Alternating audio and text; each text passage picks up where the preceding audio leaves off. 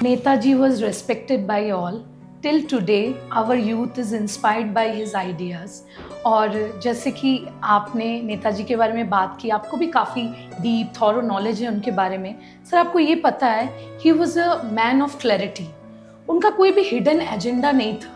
He has always tried to unite all the religions under one umbrella in Azad Hind Fauj, चाहे वो हिंदू हो, मुस्लिम हो, सिख हो या क्रिश्चियनिटी। तो आपको क्या लगता है if he would have been with India तो वो पार्टीशन को रोक सकते थे? हाँ, ये एक हमेशा से एक बड़ा सवाल आता है कि अगर नेताजी सुभाष चंद्र बोस 1947 में इंडिया को लीड कर रहे होते या वो इंडिया में होते और अलाइव होते तो क्या ये पार्टीशन होता? तो देखिए, पार्टीशन का थोड़ा एक बैकग्राउंड हम आपको बताना चाहेंगे। ये पार्टीशन दरअसल हुआ कैसे।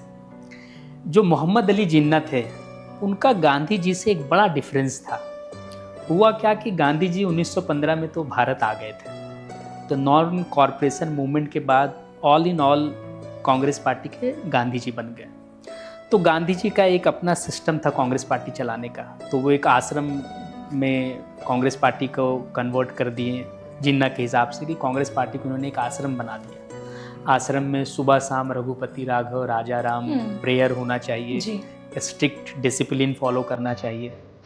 तो कहीं ना कहीं ये जो व्यवस्था जो गांधी जी का आया और पूरे कांग्रेस पार्टी गांधी जी के हाथों में जब आ गया कि सारे निर्णय गांधी जी के सहमति से ही हो सकते थे, all in all Gandhi ji थे, तो जिन्ना की दूरी गांधी जी से फिर बढ़ती गई।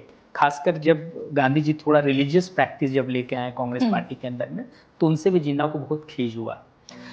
तो धीरे धीरे जिन्ना का गांधी जी के जितने भी शिष्य थे, चाहे वो सरदार पटेल हो, चाहे आचार्य कृपलानी हो, चाहे पंडित नेहरू जी हो, सबसे उनका गुस्सा बढ़ते गया। तो आप एक चीज देखेंगे कि गांधी जी का डिफरेंसेस नेताजी सुभाष चंद्र बोस से भी था, और भले वो डिफरेंस अलग वजह से था, लेकिन जब नेताजी सुभाष चंद्र बोस 1938 में 1938 में जब कांग्रेस के प्रेसिडेंट बने, तो वो जिन्ना से मिलने गए, क्योंकि वो मुस्लिम लीग के बड़े नेता बन चुके थे।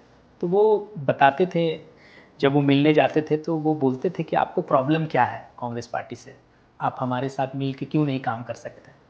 तो जिन्ना बोलते थे कि देखिए, हमारे आपके कांग्रेस पार्टी में हमको आपसे कोई प्रॉब्लम नहीं, लेकिन हमें सबसे बड़ा प्रॉब्लम गांधी जी से, उनका जो एक सिस्टम है, उनका जो एक तरीका है, उससे हमको समस्या है।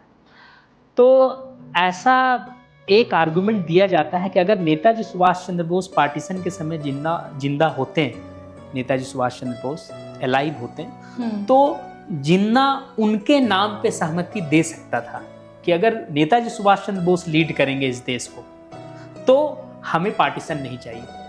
लेकिन वो गांधी जी तो चलो ठीक है, गांधी जी जब पार्टीशन के 1947 में तो नेहरू जी पीएम के कैंडिडेट हो गए थे, तो नेहरू जी से उनको बहुत समस्या थी, क्योंकि वो गांधी जी के परम शिष्य में आते थे और उन्हीं की ऑलमोस्ट लेगेसी को वो आगे उनकी आइडियोलॉजी को मानते भी। तो ये एक आर्गुमेंट लोग देते हैं कि अगर नेताजी सुभाष चंद्र बोस लीड कर रहे होते कांग्रेस को तो जिन्ना उनके नाम पे सहमति होता, इसलिए कि बंगाल में जितने भी मुस्लिम हैं उनमें भी नेताजी सुभाष चंद्र बोस बहुत फेमस है। आज भी बंगाल की सबसे ज्यादा पॉपुलेशन है, मुस्लिम पॉपुलेशन ऑलमोस्ट 30%। उस समय भी मुस्लिम पॉपुलेशन काफी थी, तो उस हिसाब से भी देखा जाता तो नेताजी का जो मुस्लिम कम्युनिटी में बहुत इन्फ्लुएंस था, तो उनके नाम पे अगर जिन्ना सहमत हो जाते, अगर नेताजी प्राइम मिनिस्टर होते तो बहुत सारे समस्याओं का समाधान हो सकता। क्योंकि जब वो थे सर, रिलीजन के बारे में हम बात भी नहीं कर रहे थे।